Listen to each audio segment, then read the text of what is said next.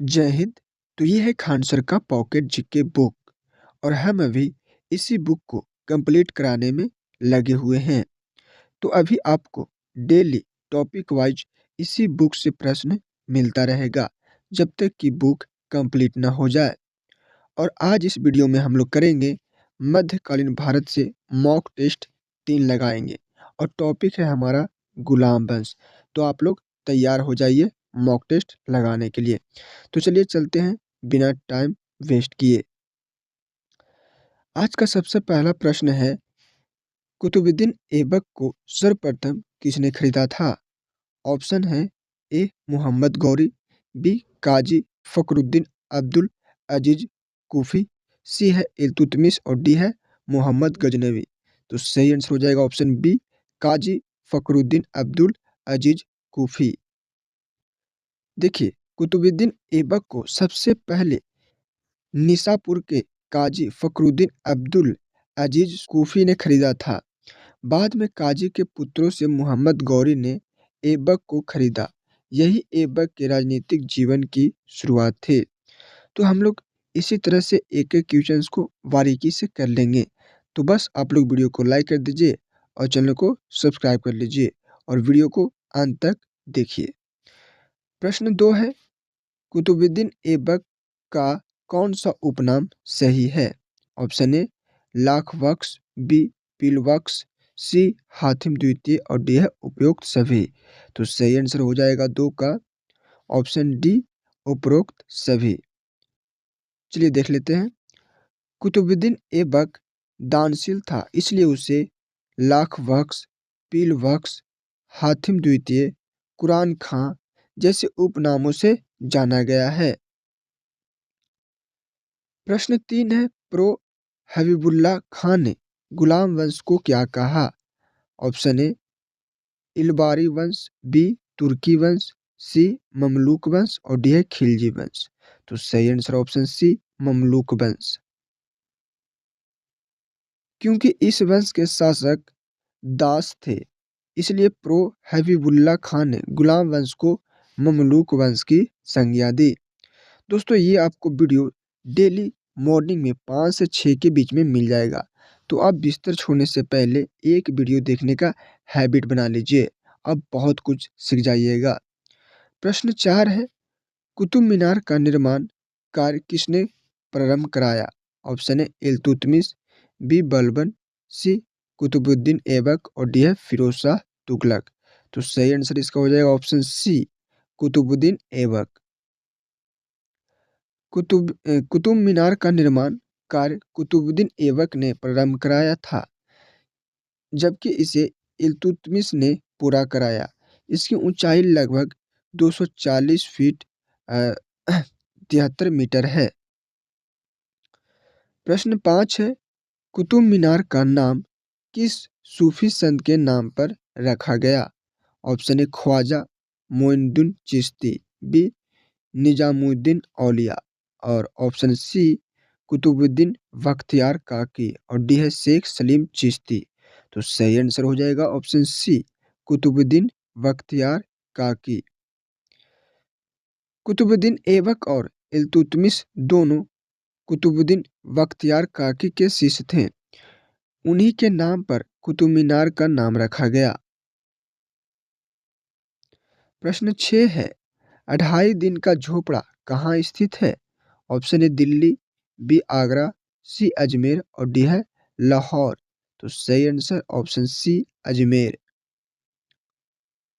अजमेर में स्थित 2.5 दिन का झोपड़ा का निर्माण कुतुबुद्दीन ऐबक ने कराया था। यह प्रारंभिक सल्तनतकालीन स्थापत्य का उदाहरण है। प्रश्न 7 है, कुतुबुद्दीन ऐबक ने दिल्ली में कौन सा मस्जिद बनवाई? Option A Moti Masjid, B Jama Masjid, C Kuwait ul Islam परिषद और डी है 2.5 दिन का झोपड़ा। तो इसका सही आंसर हो जाएगा option C, Kuwait ul Islam मस्जिद। देखिए, ये सब ऐसा प्रश्न है जो हर एग्जाम में पूछा जाता है और हम टॉपिक से एक भी पॉइंट नहीं छोड़ते हैं, पूरा टॉपिक को कवर करवाते हैं। तो बस आप लोग शुरू से लेकर अंत तक बने रहिएगा, स्किप नहीं करिएगा, ठीक है। देखिए, दिल्ली की कुवैत उल इस्लाम मस्जिद भारत की पहली मस्जिद मानी जाती है, जिसका निर्माण कुतुबुद्दीन ऐबक ने कराया। प्रश्न 8 है, भारत में सुल्तान की उपाधि का प्रचलन किसने किया? ऑप्शन ए अरबों ने, बी अफगानों ने और ऑप्शन सी तुर्कों ने, डी मंगोलों ने। तो सही आंसर हो जाएगा ऑप्शन सी तुर्कों ने। भारत में सुल्तान की उपाधि का प्रचलन तुर्कों द्वारा किया गया। कुतुबुद्दीन ऐबक पहला सुल्तान माना जाता है। प्रश्न 9 है, कुतुबुद्दीन ऐबक की राजधानी क्या थी? Option A Delhi, B Ajmer, C Lahore और डी है गजनी। तो इसका सही आंसर हो जाएगा ऑप्शन सी लाहौर। कुतुबुद्दीन ऐबक की राजधानी लाहौर थी। बाद में इल्तुतमिश ने राजधानी दिल्ली स्थानांतरित की। प्रश्न 10 है, कुतुबुद्दीन ऐबक की मृत्यु कैसे हुई? ऑप्शन ए युद्ध में, बी बीमारी से, सी घोड़े से गिरकर और डी है हत्या द्वारा। तो सही आंसर ऑप्शन सी घोड़े से गिरकर। 1210 ईस्वी में चौगान पोलो खेलते समय घोड़े से गिरने के कारण कुतुबुद्दीन ऐबक की मृत्यु हो गई। उसे लाहौर में दफनाया गया। प्रश्न 11 है, इल्तुतमिश सुल्तान बनने से पहले किस देश का सूबेदार था? Option A Lahore, B Delhi, C बंदोई और डी है अजमेर। तो सही answer option C Badaun. Iltutmish जब सुल्तान बना उससे पहले वह बदायूं का सूबेदार था।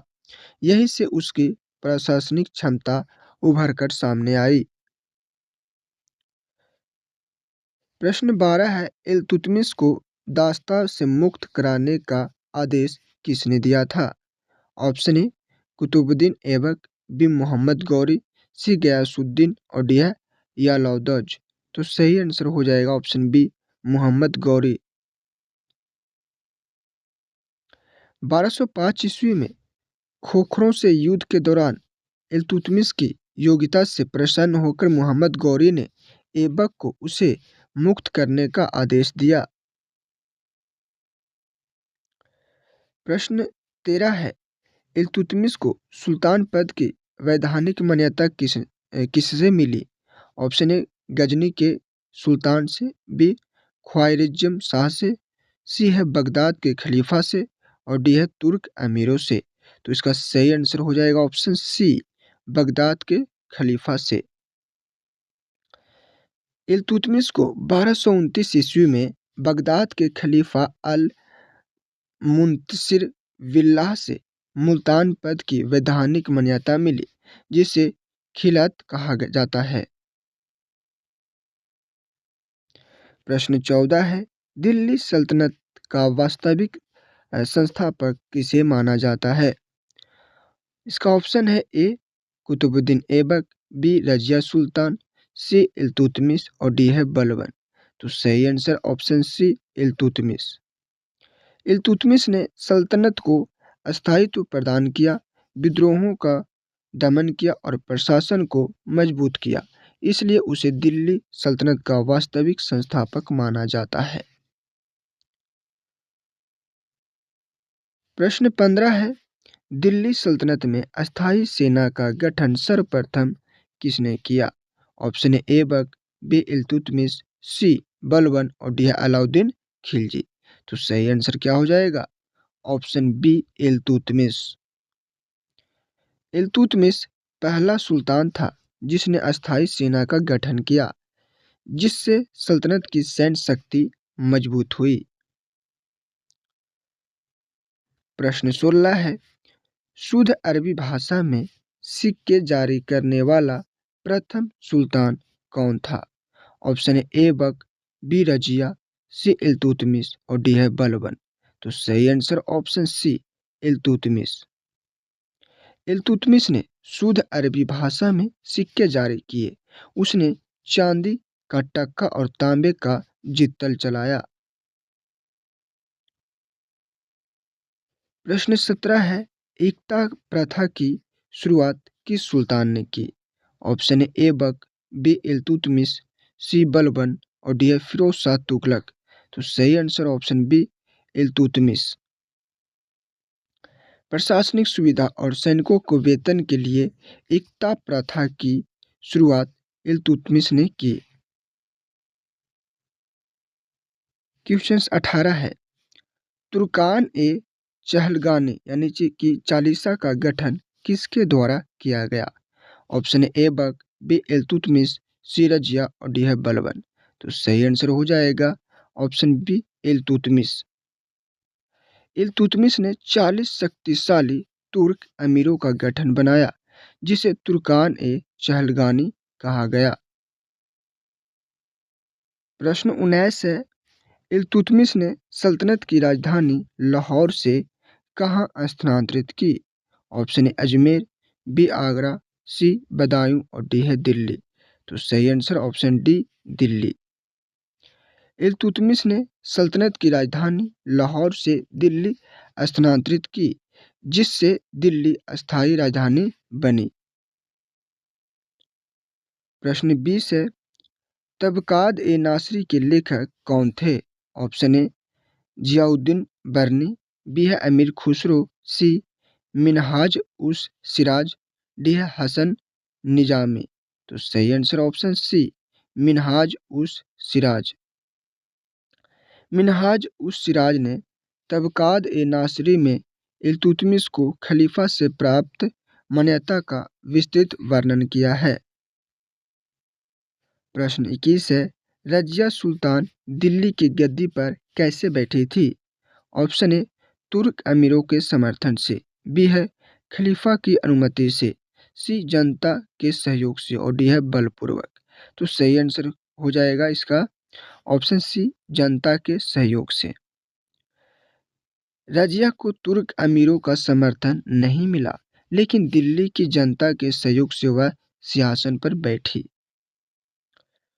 प्रश्न 22 है, भारत की प्रथम मुस्लिम महिला शासक कौन थी?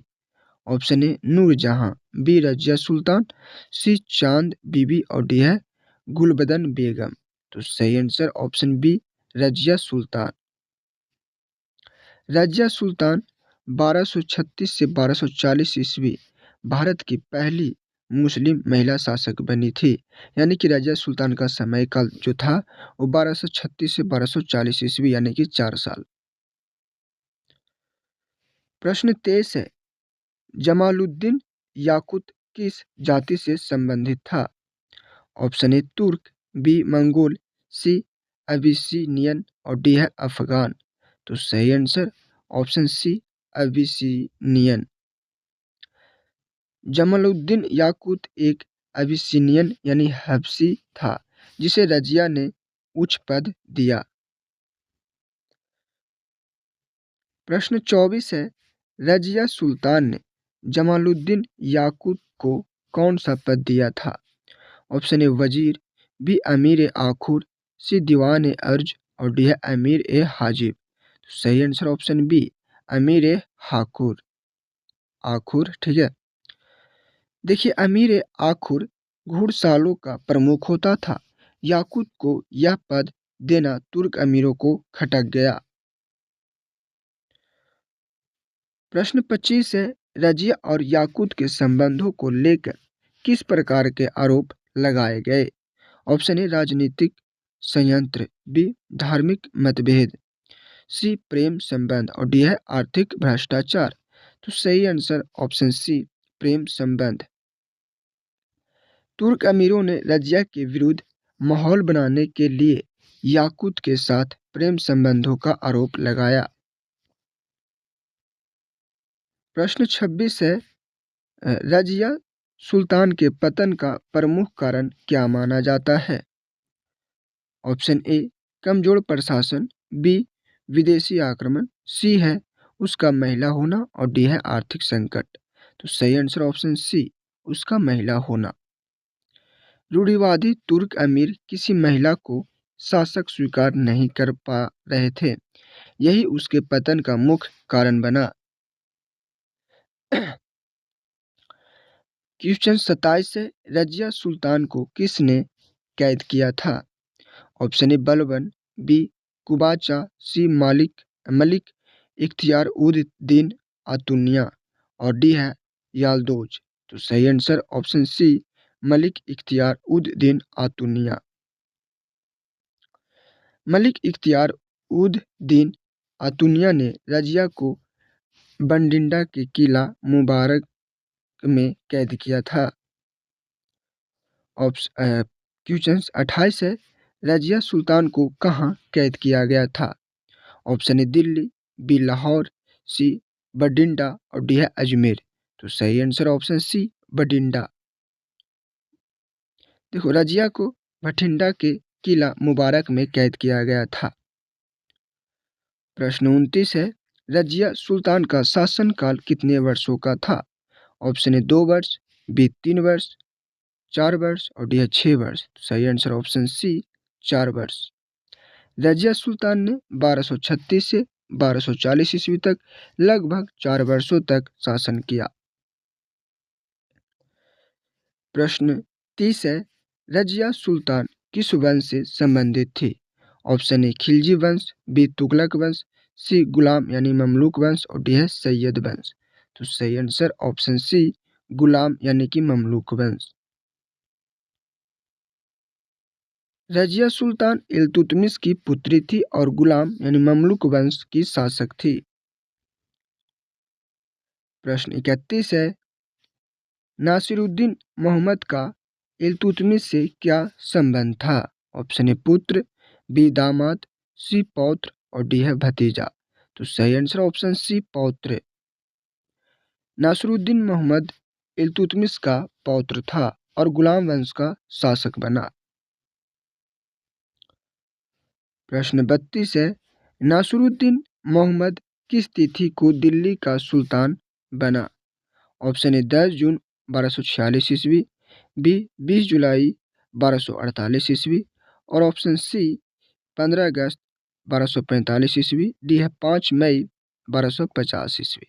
तो सही आंसर ऑप्शन ए 10 जून 1246 ईस्वी में। नासिरुद्दीन मोहम्मद 10 जून 1246 ईस्वी को दिल्ली की गद्दी पर बैठा।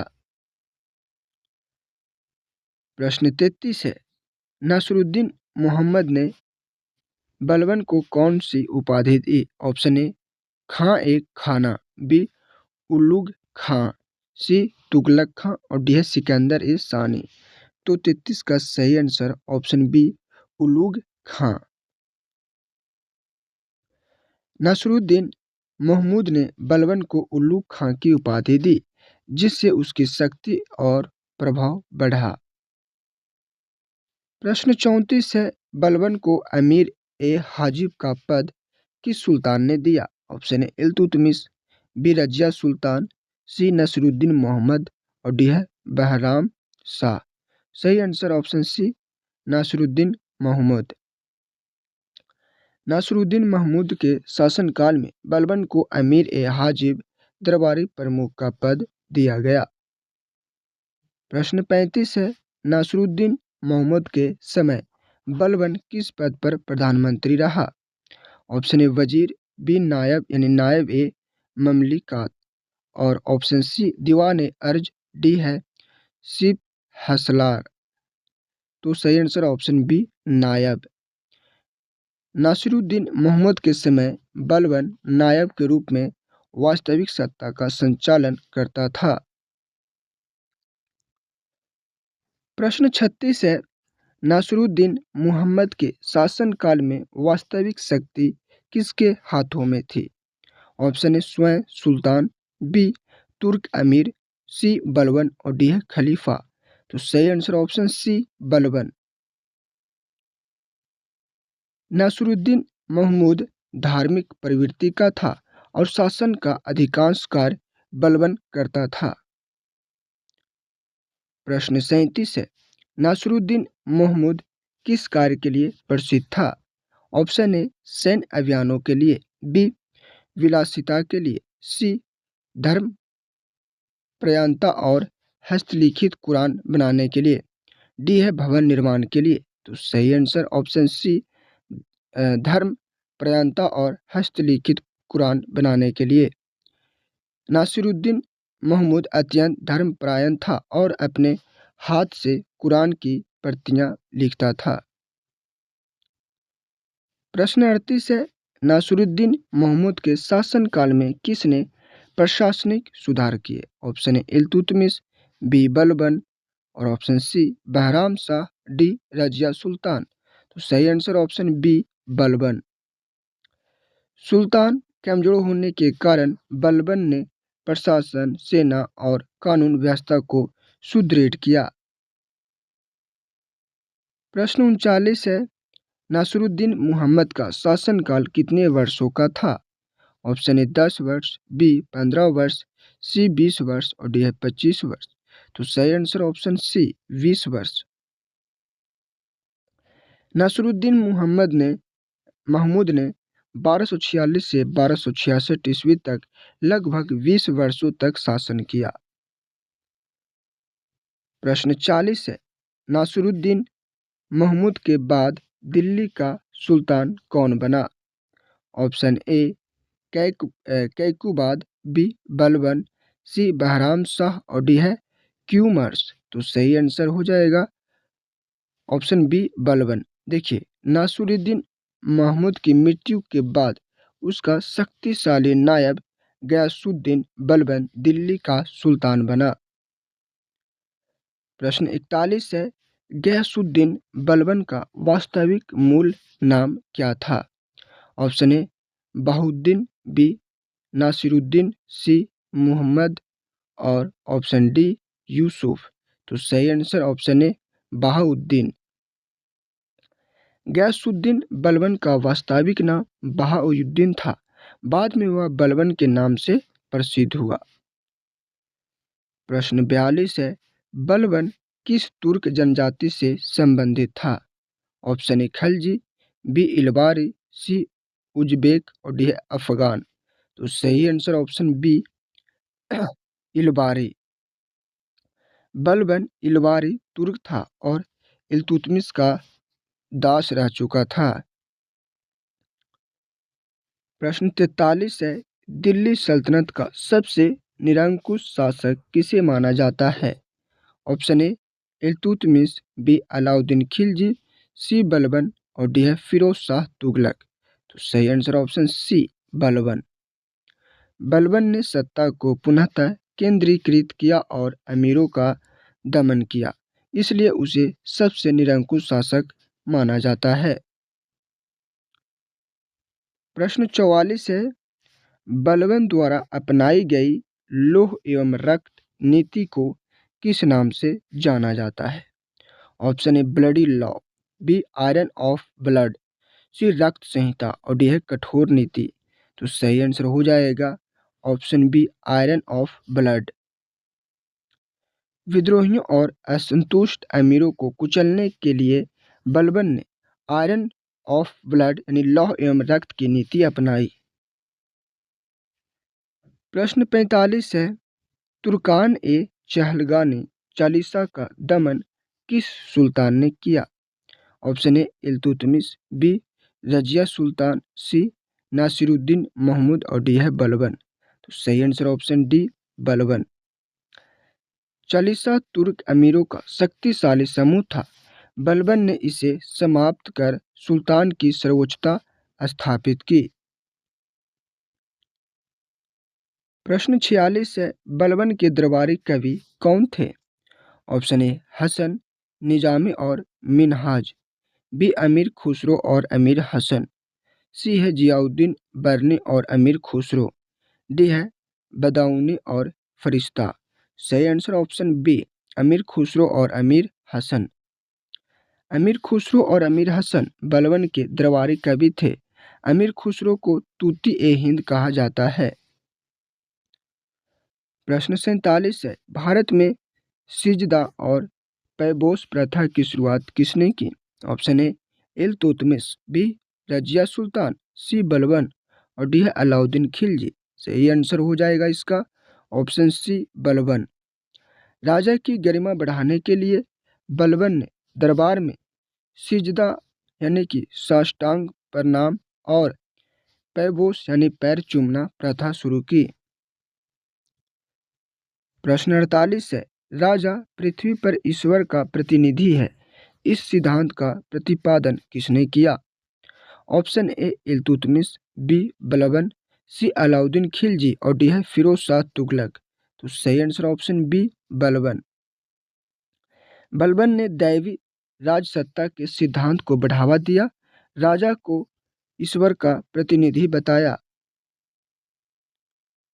प्रश्न 49 है, बलबन ने कौन सी उपाधि धारण की थी? ऑप्शन ए सिकंदर ए सानी, बी शाह शाह, सी है जिले इलाही और डी है खां ए खाना। सही आंसर ऑप्शन सी जिले इलाही। जिले इलाही यानी ईश्वर की छाया की उपाधि धारण करने वाला बलबन भारत का पहला शासक था। प्रश्न 50 है, बलबन के समय 1279 ईस्वी में बंगाल में किसने विद्रोह किया था? Option A Malik Baqbaq, B Tughril खां, सी कुबाचा और डी है यालदौज। सही आंसर हो जाएगा ऑप्शन बी तुगरिल खां। 1279 ईस्वी में तुगरिल खां ने बंगाल में विद्रोह किया, बाद में मलिक मुकद्दिर अली ने उसे मारकर तुगरिल कुश की उपाधि प्राप्त की। प्रश्न 51 है, बलबन ने सर्वप्रथम किस विभाग का गठन किया? ऑप्शन ए दीवान ए आम्र, बी दीवान ए अर्ज यानी सैन्य विभाग और सी है दीवान ए खजाना, डी है दीवान ए इमरत। तो सही आंसर ऑप्शन बी दीवान ए अर्ज यानी सैन्य विभाग। बलबन ने सैन्य व्यवस्था को मजबूत करने के लिए दीवान ए अर्ज की स्थापना की। यह सल्तनत के प्रशासन में पहला वास्तविक सैन्य विभाग था। क्वेश्चन 52 है, बलबन के समय नायब ए मामलिकत पद का प्रथम व्यक्ति कौन था? Option A Aitigin, B Malik Muqaddir Ali, C है बलबन और डी है यालदौज। सही आंसर ऑप्शन ए एतगिन। नायब ए मामलिकत प्रधानमंत्री पद तुर्क अमीरों ने सुल्तान की शक्ति सीमित करने के लिए बनाया। एतगिन इस पद पर नियुक्त प्रथम व्यक्ति था। प्रश्न 53 है, अमीर खुसरो को कौन सी विद्या में योगदान का श्रेय दिया जाता है? ऑप्शन ए स्थापत्य, बी संगीत और काव्य, सी सैन्य कला और ऑप्शन डी प्रशासन। सही आंसर ऑप्शन बी संगीत और काव्य। अमीर खुसरो को संगीत और कविताओं में योगदान के लिए जाना जाता है। उन्होंने सितार और कव्वाली का आविष्कार किया और उसे तूती ए हिंद कहा गया। प्रश्न 54 है, बलबन ने दरबार में कौन सी प्रथाएं शुरू की? ऑप्शन ए सिजदा और पैबोस, बी इफ्तार और नमाज, सी पूजा और व्रत, डी है जुलूस और युद्ध। सही आंसर ऑप्शन ए सिजदा और पैबोस। बलबन ने अपने दरबार में सिजदा यानी कि साष्टांग प्रमाण और पैबोस पैर चूमना प्रथा लागू की, जिससे सुल्तान की महिमा बढ़ी। प्रश्न 55 है, बलबन ने किस सिद्धांत का प्रतिपादन किया? ऑप्शन ए राजा पृथ्वी पर ईश्वर का प्रतिनिधि है, बी सेना सर्वोच्च है, सी तुर्क अमीर सर्वोच्च है और डी खलीफा की सत्ता सर्वोच्च है। सही आंसर ऑप्शन ए राजा पृथ्वी पर ईश्वर का प्रतिनिधि है। बलबन ने दैवी राजसत्ता का सिद्धांत अपनाया, जिससे राजा को पृथ्वी पर ईश्वर का प्रतिनिधि माना गया। यह अवधारणा प्रशासनिक शक्ति मजबूत करने के लिए महत्वपूर्ण थी। प्रश्न 56 है, बलबन ने खलीफा की सत्ता को किस रूप में मान्यता दी? ऑप्शन ए सिक्कों पर उसका नाम अंकित कर, बी दरबार में विशेष उपस्थिति देकर, सी है सेना भेजकर, डी उसे दरबार का वजीर बनाकर। सही आंसर ऑप्शन ए सिक्कों पर उसका नाम अंकित कर। बलबन ने सिक्कों पर खलीफा का नाम खुदवाया, जिससे उसकी धार्मिक और वैधानिक मान्यता सुनिश्चित हुई। प्रश्न 57 है, बलबन ने किस विद्रोही के सिर को काटकर तुगरिल कुश की उपाधि प्रदान की? Option A Malik Muqaddar Ali, B हो जाएगा तुगरिल खां, सी एतगिन और डी है यालदौज। सही आंसर ऑप्शन बी तुगरिल खां। 1279 ईस्वी में तुगरिल खां ने बंगाल में विद्रोह किया। बलबन ने मलिक मुकद्दर अली को तुगरिल खां मारने का आदेश दिया और उसे तुगरिल कुश की उपाधि दी। प्रश्न 58 है, बलबन ने स्वयं को किस वंश का घोषित किया? ऑप्शन ए अफ्रीसियाई यानी उच्च कुल, बी है खलजी वंश, सी इल्तुतमिश वंश और डी है खिलजी वंश। तो सही आंसर ऑप्शन ए अफ्रीसाई यानी उच्च कुल। अपने शासन की वैधानिकता और प्रतिष्ठा बढ़ाने के लिए बलबन ने अफ्रीसियाई यानी उच्च कुल वंश का दावा किया। प्रश्न 59 है, बलबन के समय कोतवाल कौन था? Option A Malik Baqbaq, B Malik Fakhruddin, C Aitigin और डी है यालदौज। सही answer option B Malik Fakhruddin. Delhi के कानून और व्यवस्था की जिम्मेदारी कोतवाल मलिक फखरुद्दीन के हाथ में थी। प्रश्न 60 है, बलबन ने इक्ताओं में भ्रष्टाचार रोकने के लिए किस पद का सृजन किया? ऑप्शन ए वजीर, बी ख्वाजा, सी दीवान ए खजाना और डी है अमीर हाजिब। सही आंसर ऑप्शन बी ख्वाजा। इक्ताओं में भ्रष्टाचार रोकने के लिए बलबन ने ख्वाजा पद सृजित किया। यह अधिकारी राजस्व और प्रशासनिक कार्य देखता था। दोस्तों, हम खान सर के पॉकेट जीके बुक से एंशिएंट हिस्ट्री पूरा कंप्लीट कर चुके हैं और उसका प्लेलिस्ट हम बना दिए हैं। इस वीडियो को देखने के बाद आप वो सारा वीडियो को भी जाके आप देख सकते हैं। प्रश्न 61 है, मुइजुद्दीन कैकुबाद का शासनकाल कब था? ऑप्शन ए 1286 से 1290 ईस्वी, बी है 1286 से 1295 ईस्वी, सी है 1279 से 1290 ईस्वी और डी है 1280 से 1290 ईस्वी। सही आंसर ऑप्शन है 1286 से 1290 ईस्वी। मुइजुद्दीन कैकुबाद 1286 से 1290 ईस्वी तक दिल्ली सल्तनत का सुल्तान रहा। यह बलबन के बाद सत्ता में आया। प्रश्न 62 है, कैकुबाद किस वंश से संबंधित था? ऑप्शन ए खिलजी, बी गुलाम यानी ममलूक, सी तुगलक और ऑप्शन डी खलजी। सही आंसर ऑप्शन बी गुलाम यानी ममलूक। कैकुबाद गुलाम वंश यानी ममलूक वंश का अंतिम प्रभावशाली सदस्य था जिसने बहुत छोटा शासनकाल देखा। प्रश्न 63 है, कैकुबाद का वास्तविक नाम क्या था? Option A Bahauddin, B Muizuddin, C Nasiruddin और डी है अलाउद्दीन। सही answer option B Muizuddin. Kaiqubad का वास्तविक नाम मुइजुद्दीन था। उसे सुल्तान बनने के बाद ही कैकुबाद कहा गया। प्रश्न 64 है, मुइजुद्दीन कैकुबाद के बाद दिल्ली सल्तनत का अंतिम गुलाम शासक कौन बना? Option A Balban, B Kayumars, C Nasiruddin Mohammad और डी है अलाउद्दीन खिलजी। सही answer option B Kayumars. Muizuddin Kaiqubad के बाद क्यूमर्स 1290 ईस्वी में दिल्ली सल्तनत का अंतिम गुलाम शासक बना। इसके बाद गुलाम वंश का अंत हुआ और खिलजी वंश की स्थापना हुई। प्रश्न 65 है, क्यूमर्स का शासनकाल कितने समय का था? ऑप्शन ए 1 वर्ष, बी कुछ महीनों, सी 5 वर्ष और ऑप्शन डी 2 वर्ष। सही आंसर ऑप्शन बी कुछ महीनों के लिए। क्यूमर्स का शासनकाल अत्यंत छोटा था, सिर्फ कुछ महीनों का, और इसी के साथ गुलाम वंश का अंत हुआ। प्रश्न 66 है, गुलाम वंश का अंतिम शासक कौन था? Option A Muizuddin Kaiqubad, B Kayumars, C Balban और डी है नासिरुद्दीन मोहम्मद। सही answer option B Kayumars. Kayumars 1290 ईस्वी में गुलाम वंश का अंतिम शासक माना जाता है। इसके बाद खिलजी वंश ने दिल्ली सल्तनत पर शासन किया। प्रश्न 67 है, गुलाम वंश का कुल शासनकाल कितना था? ऑप्शन ए 80 वर्ष, बी 84 वर्ष, सी 100 वर्ष और डी है 120 वर्ष। सही आंसर ऑप्शन बी 84 वर्ष। गुलाम वंश का शासन 1206 से 1290 ईस्वी तक लगभग 84 वर्षों तक चला।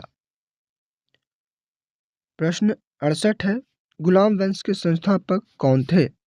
Option A Balban, B Qutbuddin Aibak, C Iltutmish और डी है रजिया सुल्तान। सही answer option B Qutbuddin Aibak. Qutbuddin Aibak ने 1206 ईस्वी में दिल्ली सल्तनत की नींव रखी और गुलाम वंश की स्थापना की। प्रश्न 69 है, गुलाम वंश के अंतिम चरण में कौन सी घटना हुई थी? ऑप्शन ए मंगोल आक्रमण, बी खिलजी वंश का उदय, सी तुर्कान ए चहलगानी का गठन और डी है बलबन का शासन। सही आंसर ऑप्शन बी खिलजी वंश का उदय। गुलाम वंश के अंतिम शासक क्यूमर्स के समय खिलजी वंश ने सत्ता पर कब्जा किया और गुलाम वंश का अंत हुआ। प्रश्न 70 है, गुलाम वंश की राजधानी सबसे पहले कहाँ थी? Option A Delhi, B Lahore, C Badaun और डी है अजमेर। सही answer option B Lahore. Qutbuddin Aibak ने लाहौर को अपनी पहली राजधानी बनाया। बाद में इल्तुतमिश ने दिल्ली को अस्थायी राजधानी बनाया। तो हो गया सारा डन, यानी यहाँ से जो भी प्रश्न था हम लोग पूरा कंप्लीट करवा चुके हैं। अब आपका काम है इसे 1 से 2 बार देखना, रिवीजन करना और वीडियो को शेयर करना, कमेंट में अपना स्कोर बताना और हाँ, वीडियो को लाइक कर देना और अभी तक चैनल को सब्सक्राइब नहीं किए हैं तो सब्सक्राइब कर देना। तो दोस्तों मिलते हैं अगले वीडियो में अगले टॉपिक पर, इसी तरह से कवर करवा देंगे एक एक करके पूरा बुक। ठीक है, तो चलिए मिलते हैं अगले वीडियो में।